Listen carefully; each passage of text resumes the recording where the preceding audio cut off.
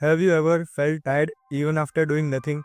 तुम सुबह उठते हो लेकिन फ्रेश फील नहीं करते, स्कूल या कॉलेज जाते हो लेकिन एनर्जी लो रहती है, घर आते हो और फिर भी लगता है कि बस बेड पर लेट जाओ। आजकल बहुत सारे लोग एक ही प्रॉब्लम फेस कर रहे हैं, कॉन्स्टेंट टायर्डनेस। और सबसे सरप्राइजिंग बात यह है कि बार बार प्रॉब्लम हार्ड वर्क नहीं होती, प्रॉब्लम लाइफस्टाइल होती है।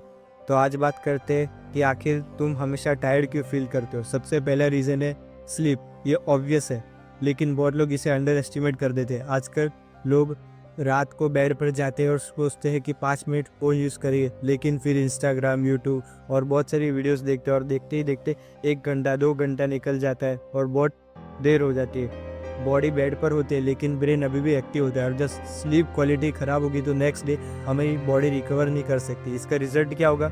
लो एनर्जी, लो फोकस और लो मोटिवेशन। दूसरा रीज़न है डूम स्क्रॉलिंग, जिसके बारे में मैं पहले भी बात कर चुका हूँ। आजकल हम फिजिकल वर्क से ज़्यादा मेंटल स्टिमुलेशन से थक गए हैं। हर मिनट कुछ ना कुछ कंज्यूम कर रहे हैं, रील्स, शॉर्ट्स, पोस्ट। ब्रेन को कभी ब्रेक ही नहीं मिलता, और जब ब्रेन कॉन्स्टेंटली ओवरलोड हो रहता है तो मेंटल फटीग बिल्ड होता है। तुम फिजिकली थके हुए नहीं हो लेकिन मेंटली एग्जॉस्टेड होते हो। तीसरा रीज़न है इसका लैक ऑफ मूवमेंट। ये थोड़ा स्ट्रेंज लग सकता है, लोग सोचते हैं कि एनर्जी बचाने के लिए रेस्ट करना चाहिए, लेकिन रियलिटी में मूवमेंट एनर्जी क्रिएट करती है। जितना ज़्यादा इनएक्टिव लाइफस्टाइल होता है उतना ही स्लगिश फील होता है।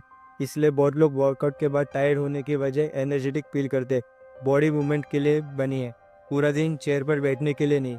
चौथा रीज़न है पुअर डाइट। सोचो, अगर तुम्हें कार में रॉन्ग फ्यूल डाल दो तो क्या होगा? वो प्रॉपरली चलेगी? बिल्कुल नहीं।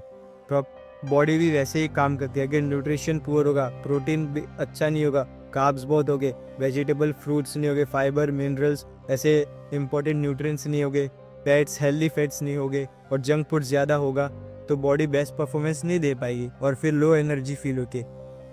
और सबसे पांचवा बड़ा रीज़न है स्ट्रेस। कल कल बार बॉडी से बेसिक ज़्यादा माइंड थक जाते हैं। ओवर थिंकिंग, फ्यूचर की टेंशन, स्टडीज़ का प्रेशर और बहुत कुछ, ये सब एनर्जी कंज्यूम करता है। और प्रॉब्लम ये है कि स्ट्रेस हमेशा विजिबल नहीं होता, लेकिन उसका इफेक्ट विजिबल होता है। Low energy, low mood and low productivity. और एक और इंटरेस्टिंग रीज़न है गोल्स का ना होना, पर्पस ना होना। जब किसी पर्सन के पास क्लियर डायरेक्शन नहीं होती तो हर बार वो सेम दिन उसका रूटीन सेम होता है और वो सेम काम करता रहता है, उससे उसकी आदत हो जाती है और वो कुछ अपने लाइफ में कुछ नहीं कर रहा, चाहे वो फिटनेस हो, स्टडीज हो या कुछ भी हो, कुछ भी तैयारी नहीं कर रहा, कुछ भी नया नहीं सीख रहा। अब इसका सॉल्यूशन क्या है वो जानते हैं। सबसे पहले अपनी स्लीप इंप्रूव करो। जिसको अच्छी स्लीप मिल गई उसका आधे आधा दिन मतलब अच्छा ही जाएगा, कुछ भी कर लो। स्लीप बहुत इंपॉर्टेंट चीज़ है हर चीज़ के लिए, हाइट के लिए या मसल ग्रो के लिए। ट्राई करो कि सोने से पहले कम से कम 30 मिनट पहले फ़ोन यूज़ ना करो, बेड पे फ़ोन यूज़ ना करो। और दूसरी चीज़ है, रोज़ थोड़ा मूवमेंट ऐड करो, जिम, वॉकिंग, रनिंग, कुछ भी। और परफेक्ट रूटीन की ज़रूरत नहीं, कंसिस्टेंसी की ज़रूरत है। और तीसरी चीज़ है स्क्रीन टाइम पर कंट्रोल रखो।